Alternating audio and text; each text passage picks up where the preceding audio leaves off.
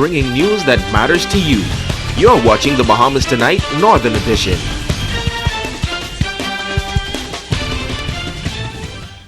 Welcome back. They're called the Vessels of Hope Elite, or VOPE. It's a mentoring program for young ladies in the East End community.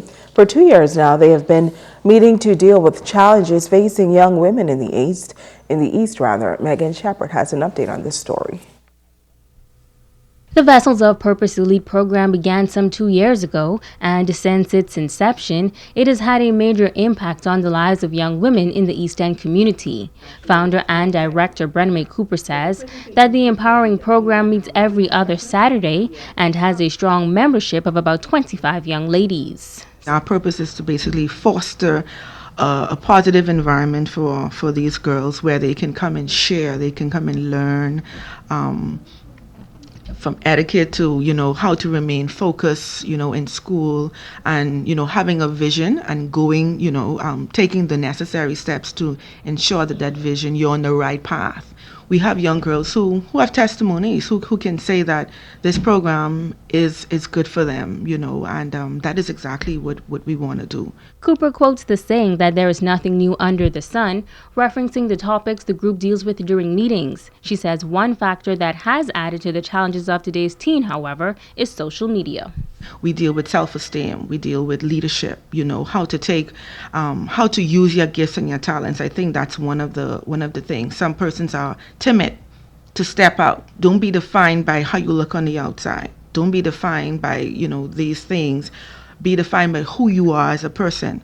And we realized that during that entire year, a lot of girls would have shared how really the image that society, that social media portrays may not fit them. And then, some of them are honest enough where they say that, they felt uncomfortable, and they really felt inadequate. As the group continues its work in the East, Cooper is planning a special girls and women's empowerment encounter this April 30th.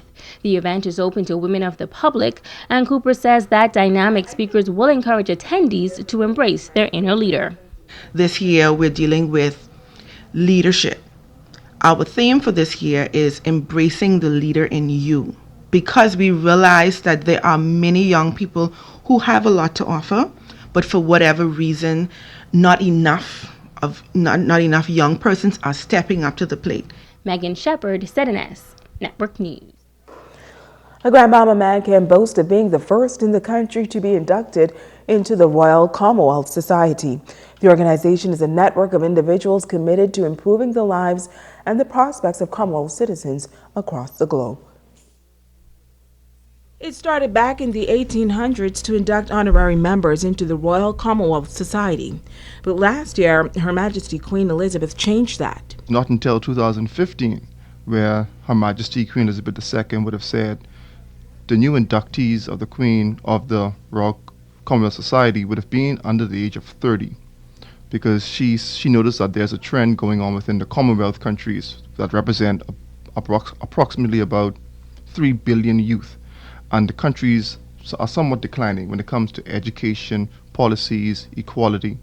So the new program that she started was an avenue where young individuals, based on their contributions, not based on what they could do, but what they have done, to be inducted. So every year is going to be a new induction of young individuals to the society. Now, C. McMahon Campbell can boast of being the first Bahamian to be inducted into the Royal Commonwealth Society. I was inducted through one of my college advisors. She would have recommended me to the society, and then they would have contacted me to do an interview. And then once that interview was done, they would have contacted all of the agencies that I would have been a part of. The Feed the Children's Foundation, the Black Males Think Tank, the Republicans Think Tank. So just to verify my role and my contribution in each capacity. And I think they cut the list down from about, I think it's over like 1,000 from every Commonwealth country, and they will cut it down to 60. But he says the title comes with a great deal of work. Campbell says he, along with other inductees, network at least 4 times a week. How do you create a plan for your country, or what development is needed for your country? And I think that's where they're trying to focus the whole aspect of politics. It's not just supporting your party, but having a wider perspective or or diversify your country when it comes to the economy, education, equality, the environment. Campbell will be treated to an all-expense-paid trip to England to meet with the Queen in October at Kensington Palace, where the formal induction ceremony will take place. And now it is time to ask the doctor. I'm Dr. Monique Pratt. Welcome.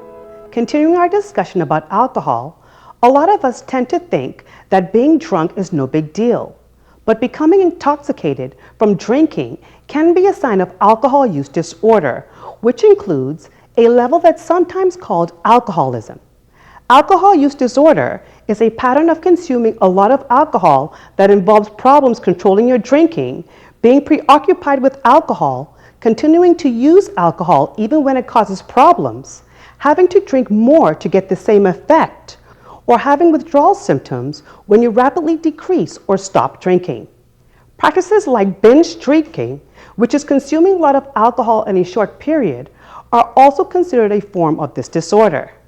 If your pattern of drinking results in repeated significant distress and problems functioning in your daily life, you likely have alcohol use disorder. It can range from mild to severe. There are many treatment options available to help. So if you or someone you know may be experiencing alcohol use disorder, please don't wait. Speak to a doctor as soon as possible. I'm Dr. Monique Pratt, and this has been Ask the Doctor. Stay with us. Ricardo Liborn has a check on sports when we return.